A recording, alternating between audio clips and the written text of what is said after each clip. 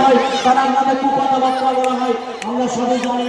আমাদেরকে এই সুযোগ হাতছাড়া করতে হবে না।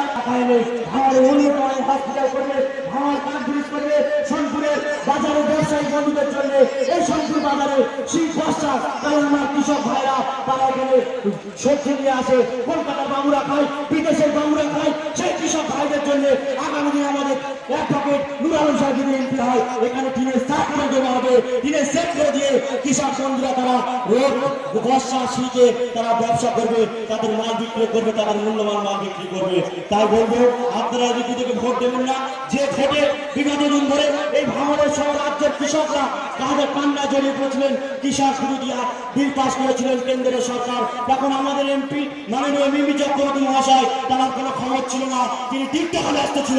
এই জবাব দিতে হবে, গ্রামে গ্রামে মানুষকে বলতে হবে কাকে ভোট দিয়েছিলেন, এবার কাকে ভোট দেবেন। তিনি একজন শিক্ষিত মানুষ, তিনি একজন অ্যাডভোকেট মানুষ, তিনি বেকার যুবকদের কথা বলবে, যারা ভাঙড়ের মানুষ লাঞ্ছিত বঞ্চিত দেশের জর্জরিত প্রত্যেকটা ফ্যামিলিতে এই তৃণমূল আসার পরে ফ্যামিলিতে কেউ ঢুকিয়ে দিয়েছেন, মাসে মাসে তাদের পাড়ায় করে যেতে হয়, খানা যেতে হয়, সময় পরে বুথ আগলে রাখবেন।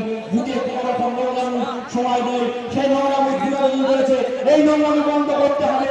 যে বন্ধ করতে গিয়ে মহিউদ্দিন মোল্লা রক্ত দিয়ে আজকে আমাদের প্রতিষ্ঠিত করেছে, সেই রক্ত